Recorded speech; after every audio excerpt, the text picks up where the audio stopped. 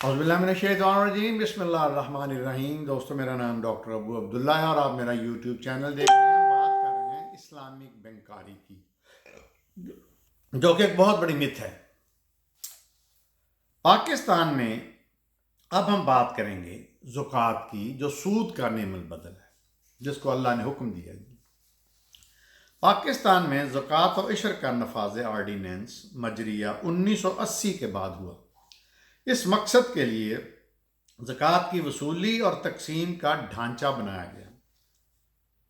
1981-82 میں زکوٰۃ کی وصولی 799 ملین روپے تھی، جبکہ 500 ملین تقسیم ہوئے۔ 1982 اور 83 میں 855 ملین روپے وصول ہوئے، جبکہ 775 روپے تقسیم ہوئے۔ 1983-84 میں زکوٰۃ کی وصولی 1011 ملین روپے ہوئی، جبکہ 750 ملین روپے تقسیم ہوئے۔ 1984-85 میں وصولی 1171 ملین ہوئی، جبکہ 1000 ملین تقسیم ہوئے۔ لیکن غربت کا خاتمہ نہ ہو سکا اور نہ ہی مستحقین صحیح اور مناسب فائدہ اٹھا سکے۔ صوبائی زکوٰۃ کونسل نے پنجاب میں 1993 میں 28 کروڑ روپے مستحق طلباء میں تقسیم کیے، لیکن یہ رقم ضائع ہو گئی۔ آئین پاکستان 1973 کی دفعہ 31 کے تحت یہ لازم ہے کہ زکوٰۃ کی مناسب تنظیم کی جائے۔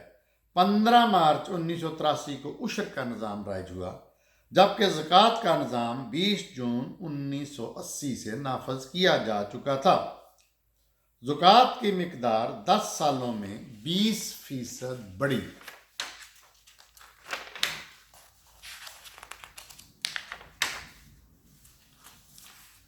اب زکوٰۃ کے مصارف کیا ہیں؟ نمبر 1، خوشحال تاجر طبقے صنعتی اداروں کے اموال سے زکوٰۃ کا حصول۔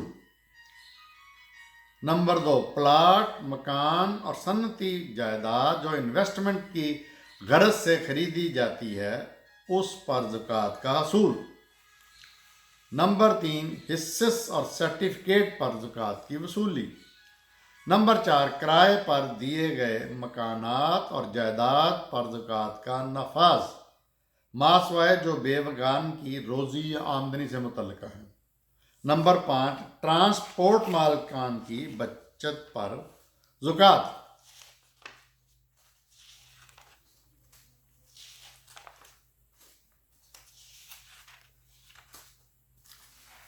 اب ہم اسلامی معیشت کو دیکھتے ہیں، یا اسلامک فائنینس جو لفظ ہم استعمال کر لیتے ہیں فار دا ٹائم بینگ، جو سود سے پاک ہے۔ اب اس میں 3 چیزوں کی نشاندہی کی گئی ہے، جو کہ اسلامی معیشت کے لیے زہر قاتل ہے، گناہ ہے، ظلم ہے۔ یہ 3 چیزیں ہیں۔ ایک، ذخیرہ اندوزی، عربی میں اس کو احتکار کہا گیا ہے۔ نمبر 2، اقتناص۔ نمبر 3، ارتکاز دولت۔ ذخیرہ اندوزی کیا ہے؟ عربی میں اس کو احتکار کہا جاتا ہے۔ اس کے کرنے والے پر حدیث اور قرآن میں لعنت کے الفاظ استعمال ہوئے ہیں۔ اس کا مطلب کاروباری ضرورت کی بجائے بازار میں قلت پیدا کر کے قیمت میں اضافے کی غرض سے ذخیرہ کرنے والے کو ذخیرہ اندوز کہتے ہیں، یعنی مصنوعی قلت پیدا کر کے انسانوں کو پریشانی اور عذاب میں مبتلا کرنا، اور طلب و رسد کے اس مصنوعی فرق کے نتیجے میں قیمتیں بڑھانا، اور اضافی نفع حرام جو ہوتا ہے ذخیرہ اندوز کی جیب میں جاتا ہے۔ یعنی اس کے حرام ہونے کی وجہ سے ظلم اور استحصال ہے۔ صحابہ کرام قحط اور پریشانی کے زمانے میں اپنا سامان بلا معاوضہ فی سبیل اللہ لوگوں میں تقسیم کر دیتے تھے۔ دوسرا، اقتناص، مال و دولت کو دبا کر بیٹھنا اور اس پر عائد حقوق ادا نہ کرنے کو اقتناص کہتے ہیں، یعنی مال و دولت کو جمع کر کے اس طرح چھپا لینا کہ اس پر عائد حقوق بھی اس میں سے ادا نہ ہوں۔ سورہ توبہ میں ایسے لوگوں کے لیے دردناک عذاب کی بشارت ہے، اور قیامت کے دن اس چھپائے ہوئے مال دولت کو جہنم کی آگ میں تپا کر ان کے جسموں کو داغا جائے گا۔ اس مد میں، یعنی اقتناص کی مد میں زکوٰۃ کی ادائیگی نہ کرنا، انفاق صدقات کو غریبوں اور ضرورت مندوں پر خرچ نہ کرنا، اپنے زیر کفالت کو شریعت کے مطابق وراثت نہ دینا، اپنے زیر نگرانی ملازموں، مل فیکٹری مزدوروں وغیرہ کو کم معاوضوں کی ادائیگی کرنا، جو کہ پاکستان میں بالکل عام ہے۔ تیسرا اس میں عنصر تھا ارتکاز دولت، یعنی کنسنٹریشن آف ویلتھ۔ اس کا مطلب دولت صرف ایک ہی طبقے میں رہے، جس طرح آج کل اسلامی ملکوں میں اور پوری دنیا میں بہترین مثال اسلامی ملکوں میں سعودی عرب کی بادشاہت ہے۔ میں جب سعودی عرب میں گیا یا جاتا ہوں تو دور دور کے علاقوں میں بدو بڑی غربت کی حالت میں رہ رہے ہیں، اور ان کے محلات اور ان کے یاشیاں دیکھنے والی ہیں۔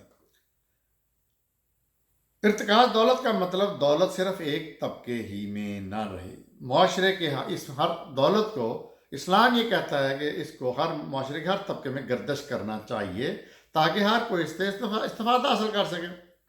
جبکہ ہم دیکھتے ہیں کہ امیر امیر تر ہوتا جا رہا ہے اور غریب غریب تر، دولت مند جائز اور ناجائز طریقوں سے مال بناتے چلے جاتے ہیں اور غریب بھوک تک کو آ جاتا ہے۔ اس میں اکرا و بروری، رشوت، دلالی، سفارش، میرٹ کا قتل سب کچھ شامل ہے ارتکاز دولت میں۔ تو ثابت ہوا کہ احتکار یعنی ذخیرہ اندوزی، اقتناز دولت کو چھپانا، اور ارتکاز دولت کو بلائی طبقے تک رسائی دینا اتنی سنگین اور خلاف شرع خرابیاں ہیں کہ یہ کسی بھی نظام معیشت کے لیے بربادی ہے۔ اب اسلام کے ایتھکس کیا کہتے ہیں؟ اسلامی معیشت کے باہمی لین دین یا عقد عربی کا لفظ ہے، کمٹمنٹ کہہ لیں، پرومسز کہہ لیں، باہمی لین دین، لوگوں کے حقوق کے معاملے میں اسلام معمولی سے بھی غفلت کی اجازت نہیں دیتا۔ یہ اصول و ضوابط ہر اس مالی معاملے پر لاگو ہوتے ہیں جو دو افراد کے مابین انجام پائے، مثلا ملازمت کا معاملہ ہو، تجارت کا معاملہ ہو، شراکت داری کا معاملہ ہو، تحفوں کا لین دین ہو، کرایہ داری کا معاملہ ہو، امانتیں رکھوانا ہو، آرتن کسی چیز کا لینا ہو، کسی کو نائب مقرر کرنا ہو، آج کل کیسے کہتے ہیں رکشہ ٹیکسی کی سواری جیسا معاملہ ہو، کسی مالی معاملے میں اپنے نمائندہ مقرر کرنا ہو، رہن ہو، قرضوں کا لین دین ہو، یعنی ان تمام معاملات میں اصول و ضوابط کا نفاذ ضروری ہے۔ ہمارے معاشرے میں جاری بہت سے معاملات میں غفلت برتی جاتی ہے، جس کا نتیجہ جھگڑوں اور تنازعات کی شکل میں نکلتا ہے۔ ملازمت پر کسی کو رکھتے وقت یہ طے نہیں کیا جاتا کہ اس کے ذمہ کون سے کام ہیں اور معاوضے میں اس کو کیا دیا جائے گا۔ تنخواہ کے علاوہ کوئی اور دوسری سہولتیں بھی ملیں گی، مثلا بونس، الاؤنس، رہائش، کھانا وغیرہ۔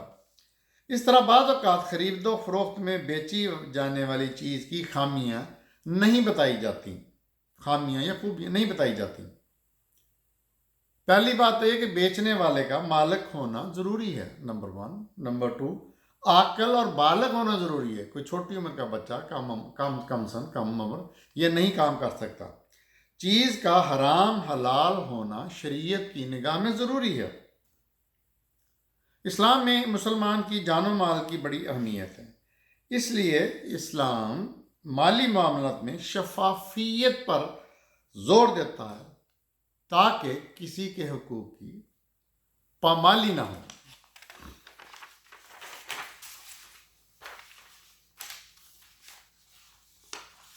ہر وہ معاملہ جو دو آدمیوں کے درمیان ہو وہ عقد کہلاتا ہے، مثلا خرید و فروخت، شادی بیاہ، ملازمت، قرض کا حصول، تحائف کا لین دین، خدمت کا معاوضے پر حصول، دوسرے کو اپنا نائب یا مختار عام یا وکیل مقرر کرنا، جیسے نکاح جو ہے وہ بھی عقد ہے، دلہا دلہن کے درمیان ہوتا ہے۔ خرید و فروخت کے معاملے کو عقد بیع کہتے ہیں، اس طرح کسی کو وکیل کرنے کو عقد وکالت کہتے ہیں۔ غیر مسلم ممالک اور معاشروں نے اپنے قانونی معاہدات تیار کیے اور ایک مجموعہ قوانین مرتب کیا۔ ان قوانین میں بہت سے ایسے قوانین ہیں جو دنیا نے صرف 250 سال قبل تشکیل دی ہے، جبکہ اسلام ان قوانین کا تصور 1400 سال پہلے دے چکا ہے۔ مثلاً انڈین کانٹریکٹ ایکٹ جو 1872 میں بطور قوانین نافذ جاری کیا گیا، اس میں بہت سی باتیں اسلام سے ہزاروں سال پہلے لی گئیں۔ تو ہم نے یہ مختصر میں بتانے جا رہا ہوں تاکہ جنرلی سمجھ آئے، اس پہ تفصیلی ہم بات پھر کریں گے انشاءاللہ اسلامی معیشت پر۔ تو یہاں میں اس کا اینڈ کرتا ہوں، دیکھتے رہیے میرا چینل ڈاکٹر ابو عبداللہ۔